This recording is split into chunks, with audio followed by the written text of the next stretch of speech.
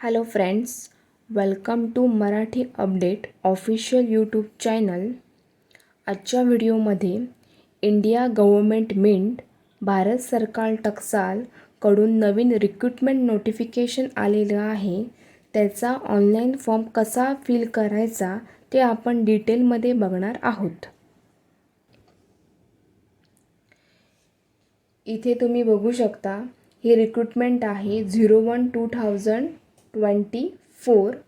यासाठी तुम्ही online application देऊ शकता. या रिक्रुटमेंटच्या अधिक इन्फॉर्मेशनसाठी तुम्ही इंडिया गव्हर्मेंट मिंटच्या ऑफिशियल वेबसाईटला व्हिजिट करू शकता. त्याची लिंक व्हिडिओ डिस्क्रिप्शनमध्ये देत आहे. आता आपण फॉर्म कसा फिल करायचा ते बघूया.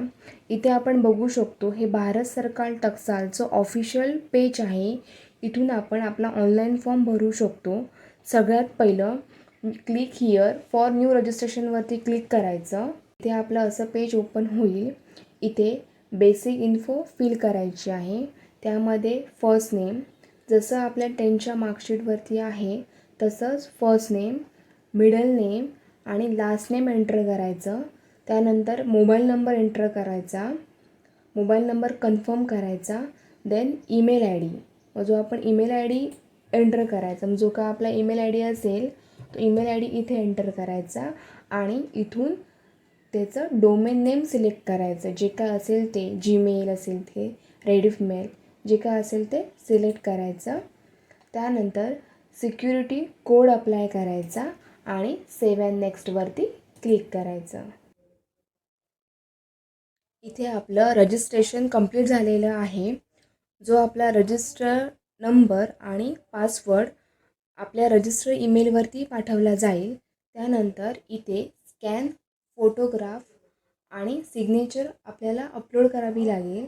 त्यासाठी त्यांनी काही गाईडलाईन्स दिलेल्या आहे. त्यानुसार आपल्याला सिग्नेचर आणि फोटोग्राफ अपलोड करावी लागेल.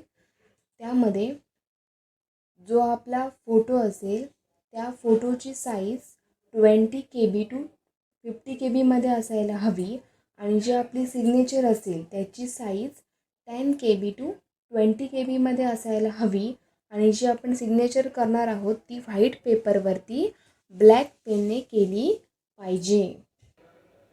इथे चूज फाईलवरती क्लिक करून आपण आपली स्कॅन फोटोग्राफ अपलोड करू शकतो. त्यानंतर इथे कन्फर्म करायचं की जी आपला फोटो आहे तो व्हॅलिड आहे आणि दिलेल्या गाईडलाईननुसार आहे. तसंच इथे चूज फाईलवरती क्लिक करून आपण आपली स्कॅन सिग्नेचर अपलोड करू शकतो. इथे पण आपल्याला कन्फर्म करावं लागेल की जो आपण सिग्नेचर दिली आहे ती आपली व्हॅलिड आहे आणि वरच्या गाईडलाईननुसार आहे. हे सगळं झाल्यानंतर आपण नेक्स्ट करायचं. नेक्स्ट केल्यावर आपल्याला बेसिक डिटेलचं हे पेज ओपन होईल. ह्याच्यामध्ये तुम्हाला पहिली पोस्ट सिलेक्ट करावी लागेल. ह्याच्यामध्ये 3 पोस्ट आहेत, ज्युनियर टेक्निशियन, लॅब असिस्टंट आणि मेटल वर्क. या तिन्हीपैकी एका पोस्टसाठी तुम्ही अप्लाय करू शकता. देन इथे आपल्याला कॅटेगरी सिलेक्ट करावी लागेल. SC, ST, OBC, EWS, UR जी तुमची कॅटेगरी असेल ती तुम्ही सिलेक्ट करायची आहे. Then are you a person with benchmark disability of 40% and above, म्हणजे तुम्ही 40% किंवा त्याहून अधिक बेंचमार्क अपंगत्व असलेली व्यक्ती आहात का. असेल तर येस करायचे, अदरवाईज नो करायचं आहे. जर तुमचा आन्सर येस असेल तर तुम्हाला डिसेबिलिटीचा टाईप सिलेक्ट करावा लागेल. Then are you a suffering from cerebral palsy and your writing speed is affected, म्हणजे तुमच्या रायटिंग स्पीड अफेक्टेड आहे का. असेल तर येस करायचं आहे, अदरवाईज नो करायचं आहे. जर तुमचा आन्सर येस असेल तर तुम्हाला एक्झामसाठी इथे एक्स्ट्रा टाईम हवा आहे का. हवा असेल तर येस करायचं आहे, अदरवाईज नो करायचं आहे. देन इथे आपल्याला रिलिजन सिलेक्ट करावं लागेल. जे आपलं रिलिजन असेल ते इथे आपण इथून सिलेक्ट करायचं आहे. Then whether you belong to religious minority community, म्हणजे रिलिजियस मायनॉरिटी कम्युनिटी म्हणजे जैन, सीख, बौद्ध, पारसी, मुसलमान ह्या कॅटेगरीतून तुम्ही बिलॉंग करत असाल तर येस करायचं आहे, अदरवाईज नो करायचं आहे. Are you an ex serviceman, जर तुम्ही माजी सैनिक असाल तर येस करायचं आहे, अदरवाईज नो करायचं आहे. जर तुमचा आन्सर येस असेल तर तुम्हाला इथे तुमचा सर्व्हिस पिरियड मंथमध्ये लिहावा लागेल. ओके. देन इथे आपल्याला नॅशनॅलिटी सिलेक्ट करावी लागेल. देन सेंटर ऑफ एक्झामिनेशन, त्यासाठी तुम्हाला एक्झामिनेशनसाठी 4 सेंटर अवेलेबल आहेत.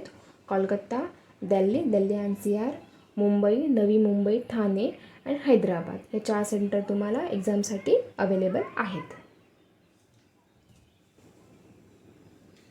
देन पर्सनल डिटेल्स, ह्याच्यामध्ये तुम्हाला डेट ऑफ बर्थ टाकावी लागणार. देन जेंडर सिलेक्ट करावं लागेल. Then do you have twin brother sister, म्हणजे तुम्हाला ट्विन ब्रदर किंवा सिस्टर आहे का, असेल तर येस करायचं आहे, नाहीतर नो करायचं आहे.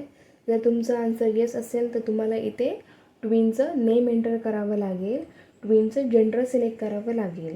देन मॅरिटल स्टेटस, जो काय तुमचा मॅरिटल स्टेटस असेल तो तुम्हाला इथे सिलेक्ट करावा लागेल. देन फादर नेम इथे एंटर करायचं आहे, मदर नेम एंटर करायचं आहे. देन स्पाऊस नेम, म्हणजे तुमच्या पती किंवा पत्नीचं नाव इथे एंटर करावं लागणार. देन इथे तुम्हाला तुमचा करस्पॉन्डन्स ॲड्रेस एंटर करावा लागणार. देन इथे तुम्हाला तुमचा परमनंट ॲड्रेस एंटर करावा लागणार. जर तुमचा करस्पॉन्डन्स ॲड्रेस आणि परमनंट ॲड्रेस जर सेम असेल तर तुम्ही ह्या बॉक्सवरती टिकमार्क करू शकता. Then choose the address for GST invoicing, म्हणजे तुम्हाला GST इन्व्हॉइसिंगसाठी तुमचा ॲड्रेस सिलेक्ट करावा लागेल. त्यासाठी तुम्ही करस्पॉन्डन्स ॲड्रेस किंवा परमनंट ॲड्रेस ह्याच्यामधील एक ॲड्रेस सिलेक्ट करू शकता. देन बँक डिटेल्स, त्याच्यामध्ये अकाउंट होल्डर नेम, इथे अकाउंटचं नेम टाकावं लागेल तुम्हाला. बँक आणि ब्रांच नेम टाकावं लागेल. इथे बँक अकाउंट नंबर टाकावा लागेल, तो बँक अकाउंट नंबर तुम्हाला इथे कन्फर्म करावा लागणार. देन IFSC कोड तुम्हाला इथे एंटर करावा लागेल. या सगळ्या डिटेल्स तुम्हाला बँक पासबुकच्या फर्स्ट पेजला मिळून जातील. देन हे सगळ्या डिटेल्स आपण इथे व्हॅलिडेट करायच्या आणि देन सेव्ह अँड नेक्स्टवरती क्लिक करायचं. नेक्स्ट केल्यावर तुम्हाला एज्युकेशन क्वालिफिकेशनचं हे पेज ओपन होईल. ह्याच्यामध्ये तुम्हाला SSCच्या डिटेल्स टाकायच्या आहेत. त्याच्यामध्ये डेट ऑफ पासिंग, पर्सेंटेज आणि ग्रेड टाकावी लागेल. त्यानंतर तुम्ही जर ITI केला असेल तर त्याच्या डिटेल्स पण तुम्हाला इथे टाकाव्या लागणार. जर तुमची बॅचलर डिग्री झाली असेल त्याच्या डिटेल्स पण आपण इथे फिल करू शकतो. देन तुम्ही अदर कुठचा कोर्स केला असेल त्याच्या पण डिटेल्स आपण इथे टाकू शकतो. Then you have passes ITI in any of trade, NCVT, SCVT. जर तुमचा आन्सर येस असेल तर येस करायचं आहे, अदरवाईज नो करायचं आहे. देन तुम्हाला इथे एक्सपिरियन्स तुमचा इथे फिल करावा लागेल. देन लँग्वेज नोन, म्हणजे तुम्हाला कमीत कमी अशी एक लँग्वेज टाकावी लागेल जी तुम्हाला रीड करता येते, राईट करता येते आणि स्पीक करता येते. त्याने या सगळ्या डिटेल्स व्हॅलिडेट करायच्या आणि नंतर सेव्ह अँड नेक्स्टवरती क्लिक करायचं. त्यानंतर तुम्हाला हे प्रिव्ह्यूचं नेक्स्ट पेज ओपन होईल. त्याच्यामध्ये तुम्हाला फॉर्ममध्ये काही मिस्टेक वाटत असेल तर तुम्ही बॅकला जाऊन त्या मिस्टेक क्लिअर करू शकता. एकदा का तुम्ही अग्री आणि कम्प्लीट रजिस्ट्रेशनवरती क्लिक केला की तुम्ही फॉर्ममध्ये काही चेंजेस करू शकत नाही.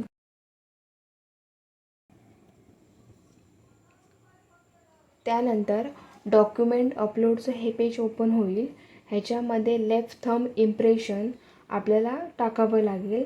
त्यानंतर हँड रिटन डिक्लेरेशन, मग हँड रिटन डिक्लेरेशनचा फॉर्मॅट मी डिस्क्रिप्शन बॉक्समध्ये टाकेन.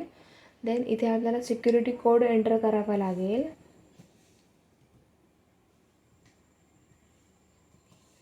त्यानंतर सेव्ह अँड नेक्स्टवरती क्लिक करायचे. त्यानंतर हे पेमेंटचं पेज ओपन होईल. त्याच्यामध्ये सिक्युरिटी कोड टाकायचा आणि सबमिटवरती क्लिक करायचं.